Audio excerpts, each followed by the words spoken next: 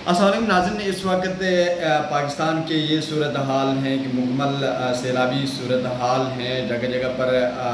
سیلاب آ رہے ہیں، پانی آ رہا ہے اور شہر گلیاں کوچے پانی سے بھر چکے ہیں۔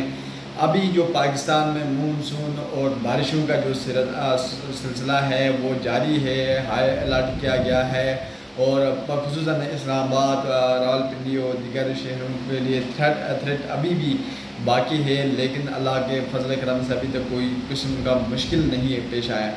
گلگت بلتستان سے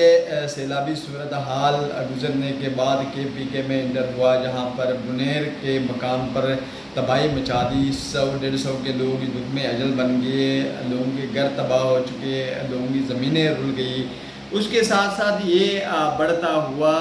آ کر آپ کے سوابی تک آیا، سوابی میں برا حال ہوا، سوابی میں بہت نقصانات ہوئے۔ اس کے ساتھ سندھ میں انٹر ہوتے ہوئے کراچی کے صورتحال دیکھ کر انتہائی دل غمزدہ ہوا کہ کراچی جیسا خوبصورت شہر، اکنامیکل زون کے اندر اس طرح کے صورتحال ہونا، گھروں میں پانی داخل ہونا، تقریباً 5-6 فٹ کا پانی روڈ پر کھڑا ہونا، انتہائی مشکل صورتحال جو پاکستان کے حالات اس وقت پیش کر رہے ہیں۔ اس کے یہ تو ہماری غفلت ہے کہ ہمارے ہاں کوئی میکنزم نہیں ہے۔ ہم نے ورلڈ بینک سے بھی فنڈ کھائے کلائمیٹ چینج کے نام پر، جو ہے کہ دہشت گردی کے نام پر، اور اس کے ساتھ ساتھ جو ہے کہ سیلاب کے نام پر، یہ ساری چیزیں ہم سارے فارمولے آزما چکے ہیں، لیکن عدل، انصاف اور ایمانداری کے علاوہ اس سارے معاملات سے نمٹنے کا حل کوئی نہیں ہے۔ تو اس کے ساتھ ساتھ دیکھنے میں یہ آ رہا ہے کہ کل انڈیا نے اپنا ڈیم کھولا اور پانی پاکستان کی طرف چھوڑا،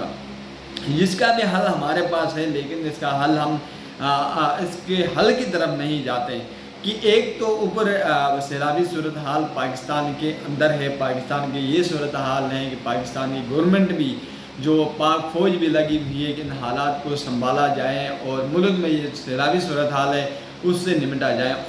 اس کے اوپر جو ہے انڈیا کی طرف سے پانی چھوڑنا، پاکستان میں سیلابی صورتحال پیش کرنا، یہ تو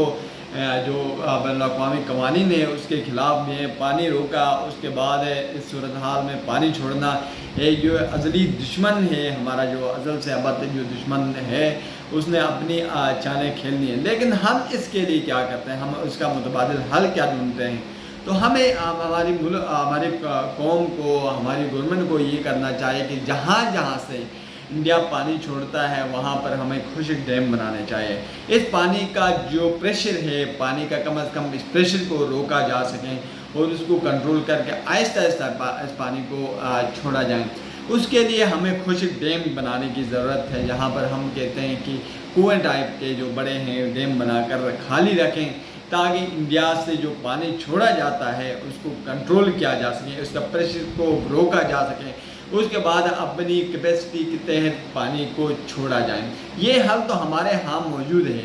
لیکن ہمارے ہاں کیا ہوتا ہے، گورنمنٹ آتی ہے، نعرے لگاتے ہیں،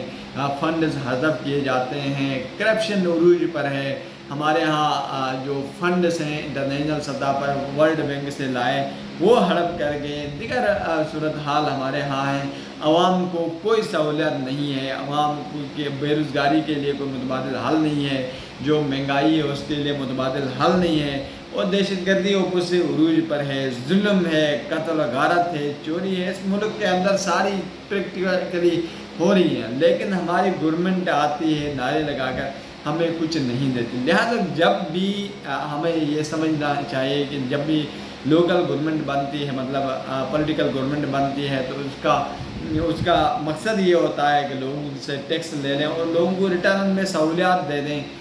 ملک کو، معاملات کو دیگر سطح تک پہنچا سکیں اور اچھے انداز میں چلا سکیں۔ لیکن یہ سارے ٹیکس تو بڑھائے جا رہے ہیں، مہنگائی کی تو شکل میں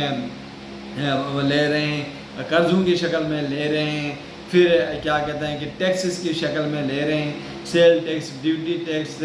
کسٹم ٹیکس، یہ ساری لیوی ٹیکس، یہ ساری ٹیکسز لے رہے ہیں، لیکن ہمیں کوئی سہولیات میسر نہیں ہے۔ لہٰذا ہم اس ملک کے ساتھ ظلم کا نظام وہ کم از کم ختم کیا جائے، اس غریب عوام کے اوپر کم از کم ترس کھا جائے۔ اس غریب عوام کا جس کی تنخواہ 20,000 روپے ہے، اس کے ہاں بجلی کا بل 30,000 روپے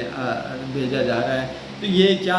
معاملہ ہے؟ اس معاملات کو حل کرنے کے لیے کم از کم متبادل حل تو ڈھونڈا جائے کہ اس ملک کے عوام کو سکھ کی چین لینے میں اور جو ہے کہ اچھی زندگی گزارنے میں جو ہے کہ سہولیات میسر کرنی چاہیے۔